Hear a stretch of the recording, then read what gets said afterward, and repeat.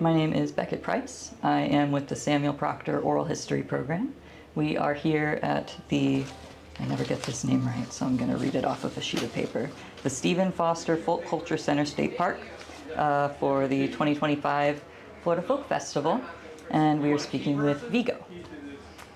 So to start us off, would you mind telling us about what you're doing here today at the festival? Well, on the program, I'm telling stories in the tower once each day. I'm also accompanying friends. I did a workshop this morning on 19th century songs, which turned out, well, it was supposed to be a jam, but it turned about to be a lecture demonstration because nobody else was there to participate. And I had done jams with the Sweets back in time, several years running, about Stephen Collins Foster songs, and I thought that was kind of ignoring the rest of the songwriters who were notable in that same time. Henry Clay Work, George F. Root, Septimus Winter,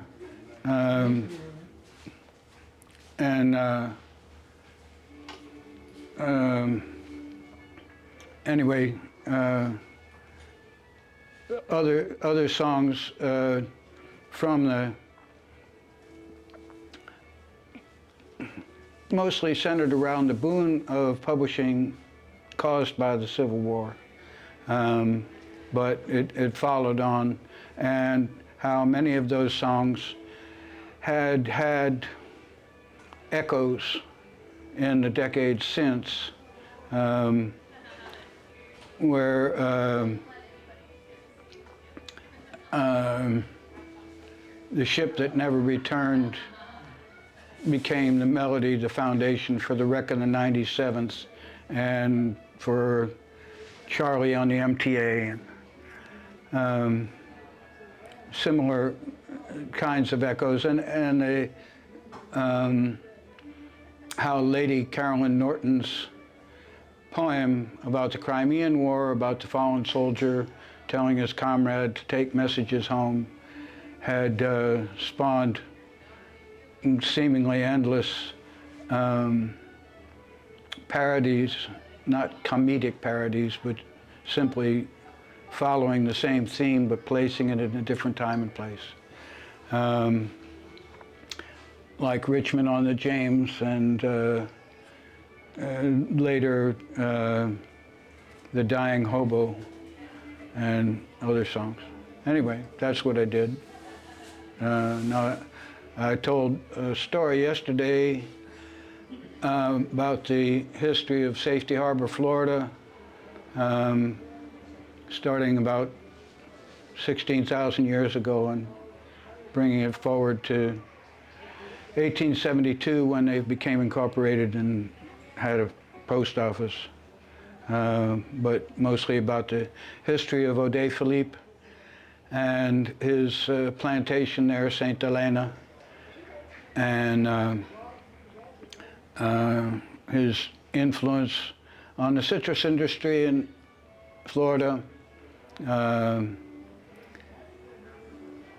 progenitor of the grapefruit, of the Parson Brown orange, and the idea of citrus groves, plantations, large acreage planted over with citrus. Unfortunately, it became monoculture, which has led to the greening disease, because you have all the same exact trees planted together, and once one gets sick, they all get sick. Rather than interspersing the trees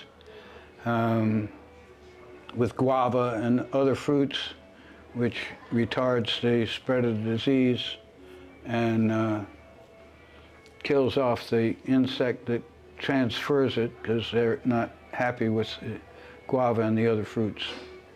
Anyway, tomorrow I'll be telling a story about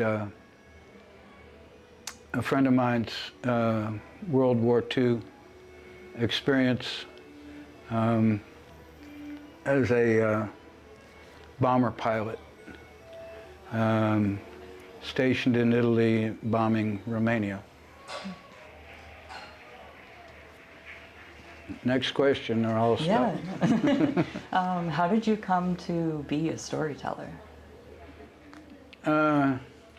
It's similar to my college experience. I failed at what I initially set out to do, and didn't want to stop coming to the festival, so I changed lanes into one that wasn't as competitive. And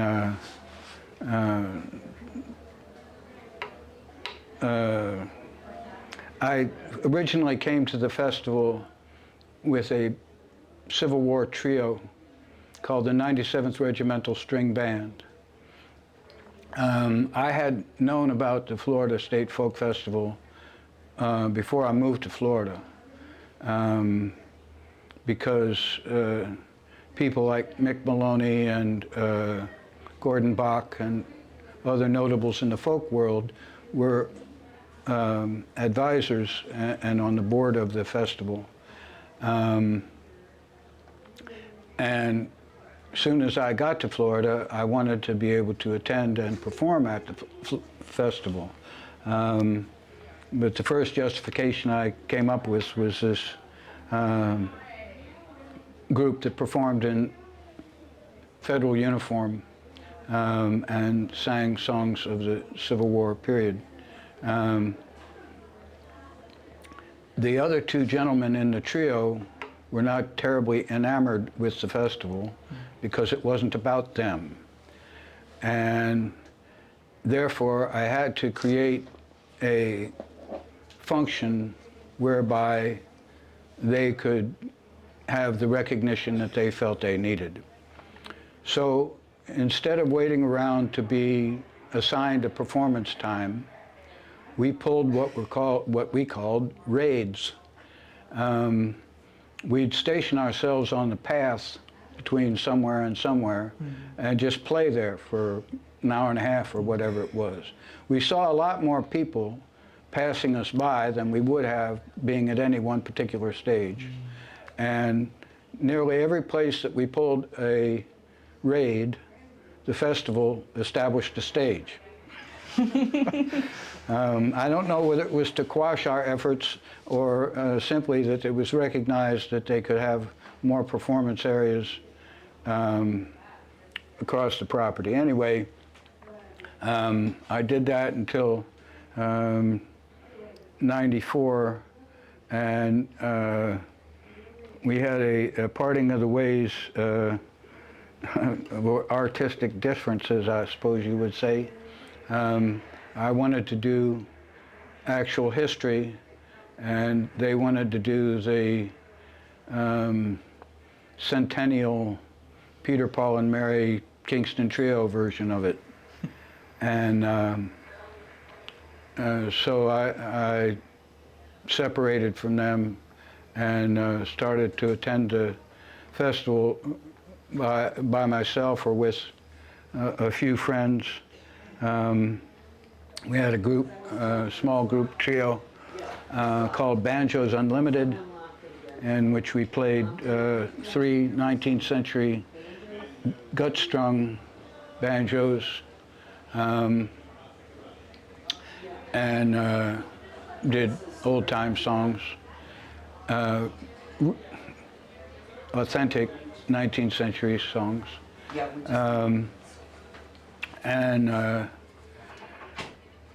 also, during that period of time, I wound up doing sound at this stage here, which used to be called Under the Oaks when I was there, and at the Folklife stage, which I had many notable experiences. One year, it was going to rain the whole weekend, and I knew that was going to happen, so I put all the sound equipment on the platforming well under the tent, and I sat on a stool in the sand just under the edge of the tent. But it rained so hard that there was like 3 or 4 inches of water stacked up on the ground all over the property up here. And as that gradually saturated, I was sinking into the sand like I was at the beach. And we had a number of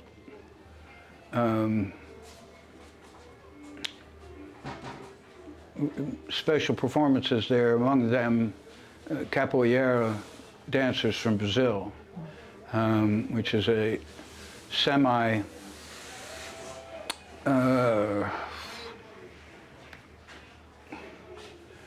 it's a combination of dance and martial arts, and that was practiced in favelas in Brazil. Unfortunately, the way the stage was put together, there was not support for the joints of the plywood. And one of the dancers landed on the one side of the joint and got his toe wedged between the two. So we struggled to get him freed. Kind of peeled his toe like a grape. I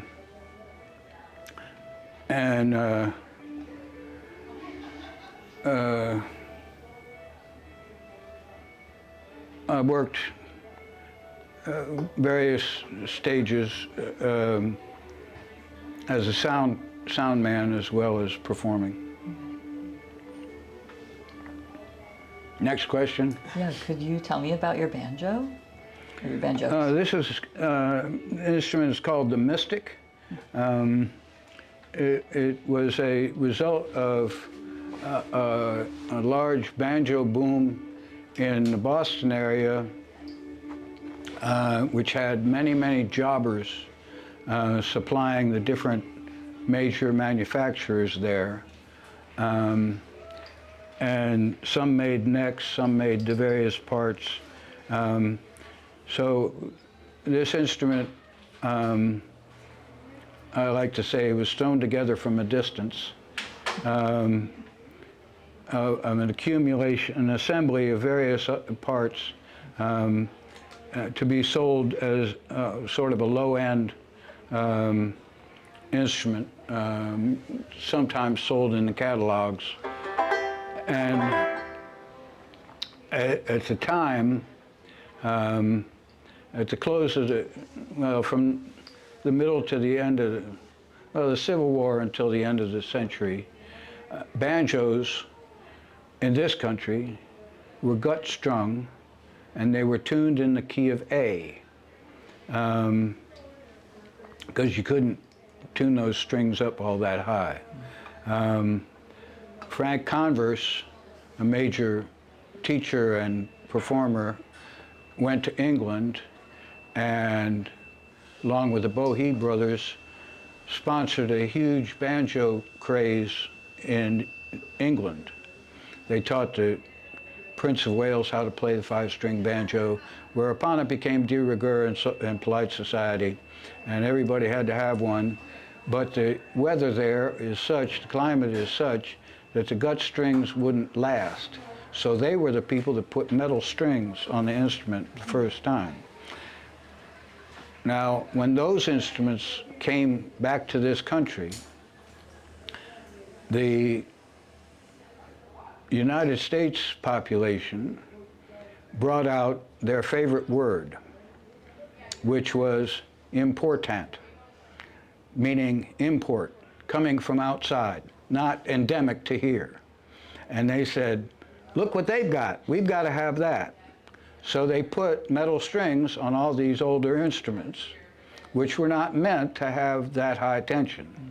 And so we don't have a lot of these instruments left. And besides, the metal strings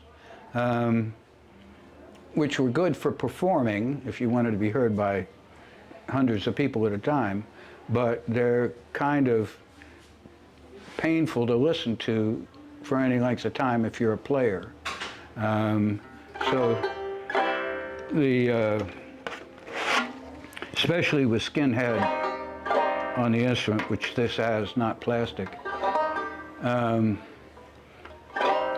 So an example of the 19th century song, very popular, very, very popular on the minstrel stage and off.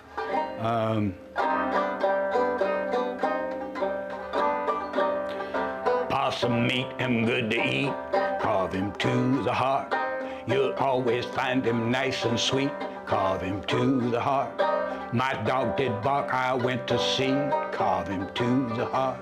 He had that possum up a tree, carve him to the heart. Oh, carve that possum. Carve that possum, children, carve that possum. Carve him to the heart. The way to cook the possum sound, carve him to the heart. Just parboil him and bake him brown, carve him in the heart. Put sweet potatoes in the pan, carve him in the heart. The sweetest meat in all the land, carve him to the heart. Oh, carve that possum. Carve that possum, children, carve that possum. Carve him to the heart.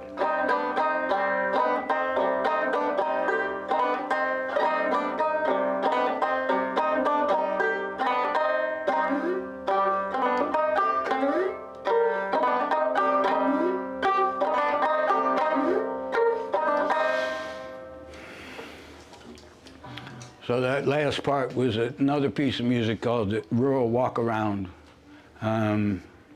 Walk-arounds were end pieces for the minstrels show's first part, where people did different examples of eccentric dance. I used to be an eccentric dancer, but I'm 76, nearly 77 now, and I've had operation on my feet, so I don't hardly do that no more. But I met the Georgia Sea Island singers here at this festival a number of years. I first met them up at Stone Mountain, Georgia, and I had known about them since I was a teenager, heard recordings made of the original group by Bessie Jones. And I always like to teach a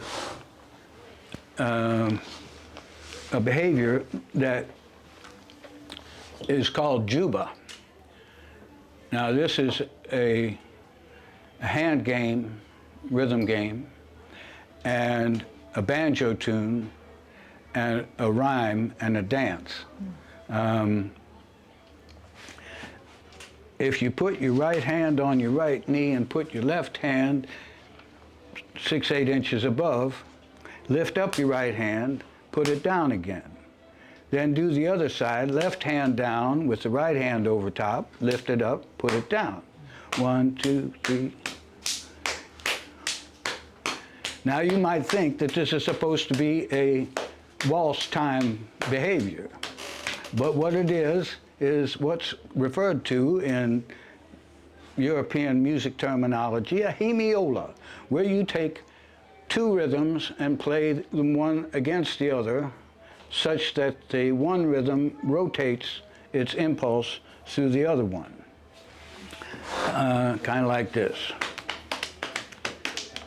Juba this and juba that, juba killed the yellow cat, grind the meal, give me the crust, cook the meal, give me the, bake the bread, give me the skin, that's the way my mama's trouble began. Juba, juba, juba this and juba that, and juba killed the yellow hat, grind the meal, give me the husk, bake the bread, give me the crust, cook the meat, give me the skin, that's the way my mama's trouble began. Juba.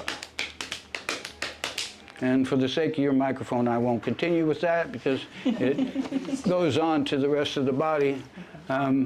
So in 1836, the first piece of banjo music, exclusively banjo music, was published in European notation, as Pete Seeger used to say, hen scratches and fly specks. And it was labeled the Civil Rights Juba. But it gives an example of all the things you need to know to attack the banjo in what was called the stroke style, not the guitar style, plucking towards the center of your palm, but stroking the string with the back of your fingernail.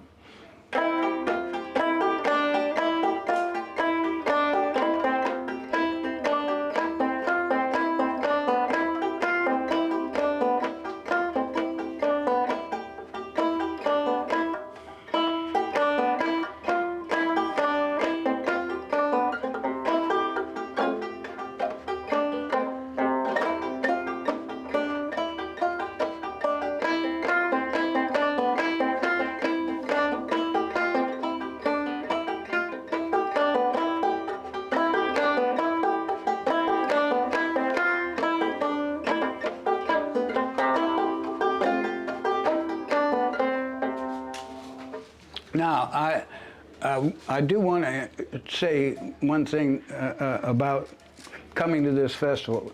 I'm a multi-instrumentalist. I play multiple kinds of banjos and mandolin and violin and guitars and ukulele and jug and bones and all different kinds of instruments. And a man who became my friend and had some significant presence here at the festival, Bobby Orr Hicks, he approached me in the campground one evening and said, "You are the adjustable crescent wrench of folk music. You are good for almost all situations unless it's one of those special cases where a box end wrench would have to be used. But that would only be good in that one specific application. And besides, if necessary, you could drive a nail with an adjustable crescent wrench." And he went on to give a long dissertation, mostly analogizing car repair, automobile repair, and finished off with the statement, "But remember, most people are lug nuts and you just got to turn them."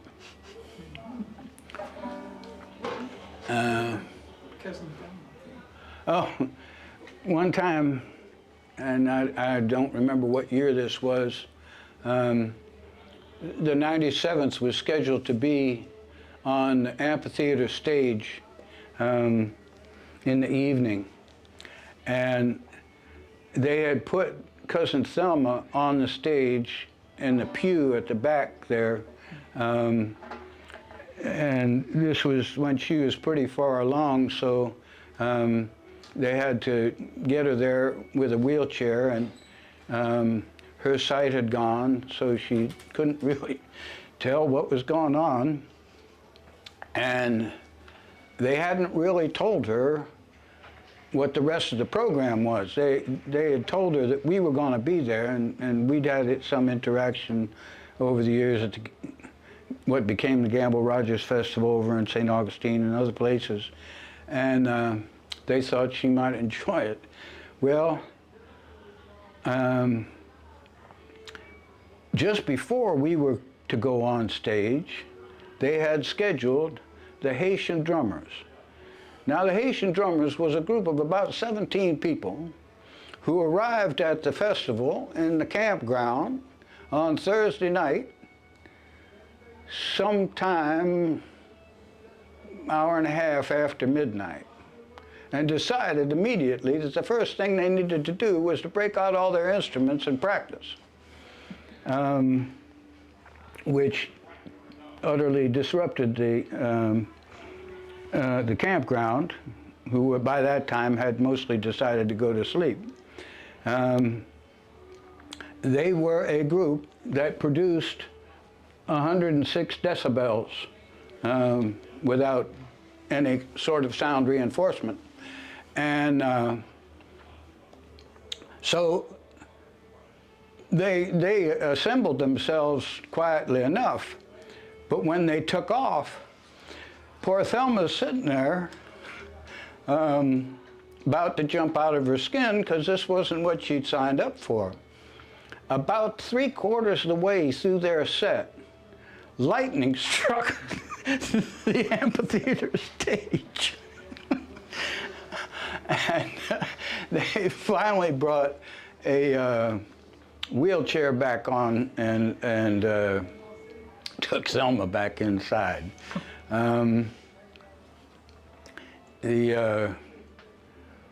We had one other chance to be on the amphitheater stage in the evening, and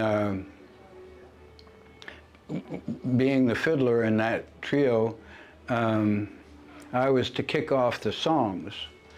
And there are times when my mind and my fingers don't necessarily agree on what it is that is going to come out of the instrument.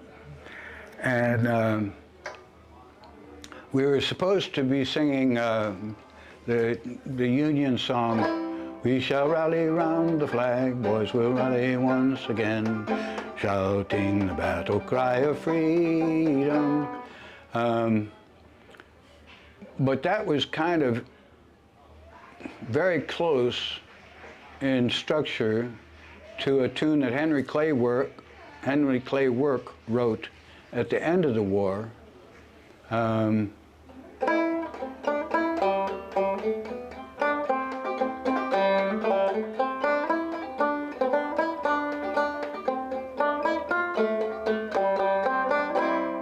While we go marching through Georgia.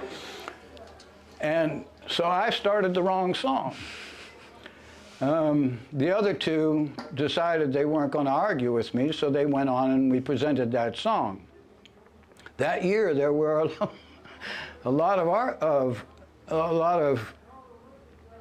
reenactors in authentic uniform and with authentic accoutrement, including smoothbore muskets. And a large phalanx in gray started to attack the stage, but we mollified them with the next song. One story I did want to tell, which is not exactly about the normal proceedings of the festival, but for the participants, a large portion of the festival is the campground experience. And the campground experience used to be a campground. It was a large open area, and there was a wash building in the middle of it, and that was it.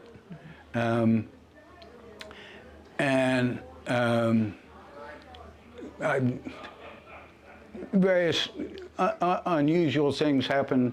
I remember waking up one morning in our RV vehicle with the Civil War trio, and this arm is thrust in the door with a Teddy Ruxpin doll and our tape in it. Teddy Ruxpin, hurrah, hurrah.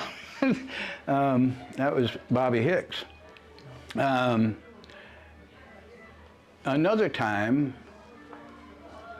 a man arrived, and I don't know that he was a participant, but he decided he was going to be in the campground, had a huge RV vehicle, and decided he was going to run his motorized generator all night long.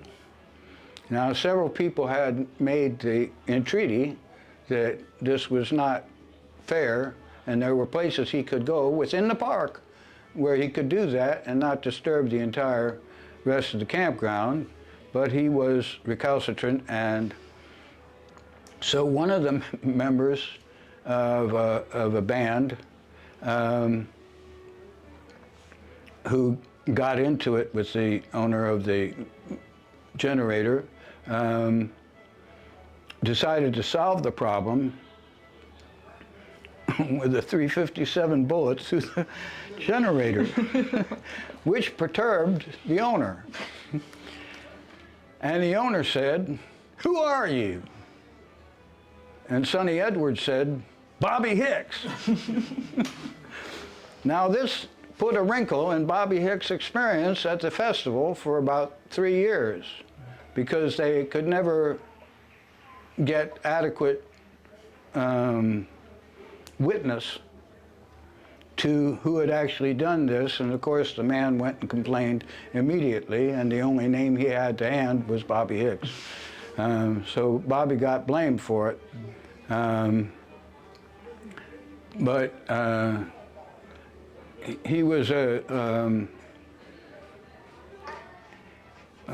real friend to a lot of performers around the state, and I had a job at the time for the city of Clearwater, and he had a song that he sang because he wasn't too keen on the idea of building condominiums within a few hundred yards of the water line, and he in the song he has the expression that hopefully someday soon a hurricane's going to come off the coast of Africa and blow the condos down. Well, I scheduled him to sing at a park in Clearwater, and he sang that song with the adequate introduction. And when I got back to work, because I had been out of town during the performance, I had notes from the mayor and from the city council and from several other notaries in the city that I was to never let that man perform again within the city limits of Clearwater. And I could always trust that he would keep us updated on all of the, he referred to himself as a fifth generation Republican conservationist, and trying to uphold the values of Florida and not have them developed out of existence. My idea along that line when I first moved here was to create a bumper sticker that read, "I'm glad I came to Florida before they finished paving it over." But Bobby was Bobby used to say, "Yeah, we built houses right next to the beach. They were called fishing shacks. And if they blew down, we built another one."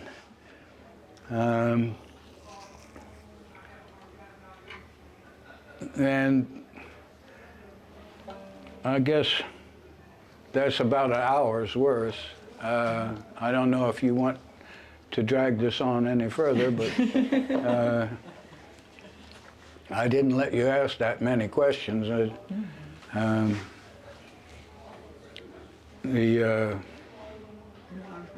a question when they turn it off. Oh. So if you have any final inquiries. Oh, do you have one? I'm gonna ask something. You're so knowledgeable about history and about music and all of these different topics. How did you gain this wealth of knowledge? Profound dyslexia. Oh. And probably undiagnosed autism. And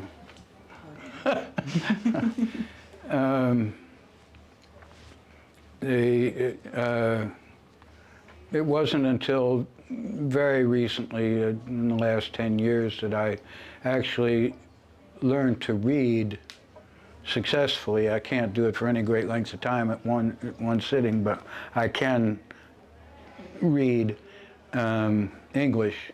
And in the last half decade, I've finally learned to read music.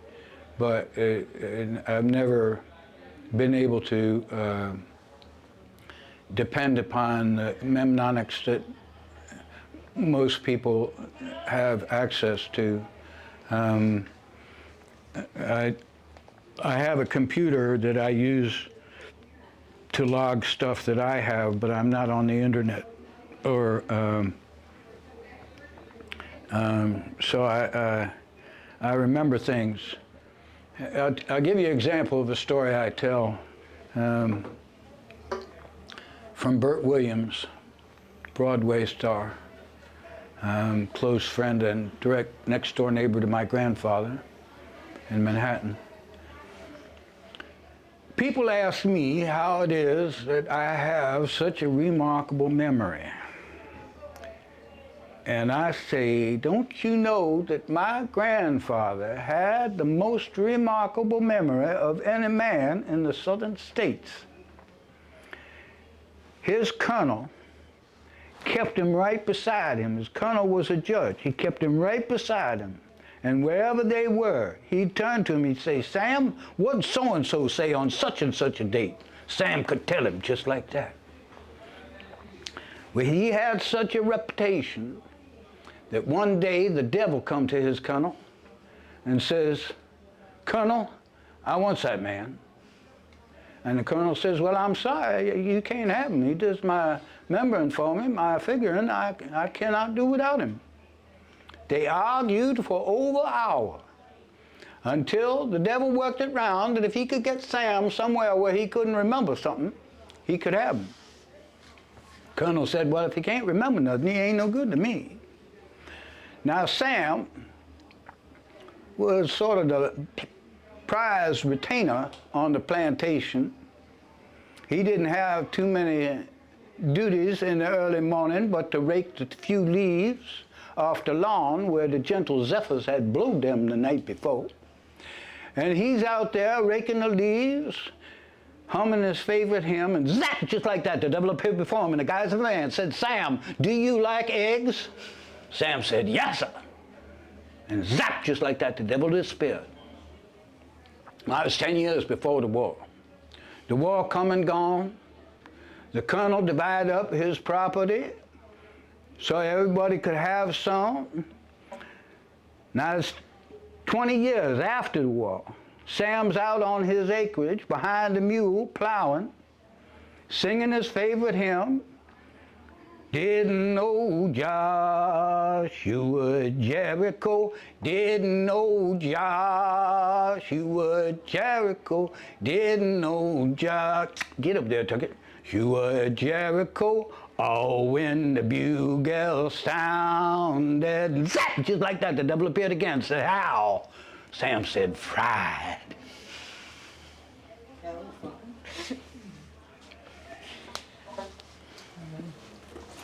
Thank you so much. We really appreciate it. My question to you is, Yeah.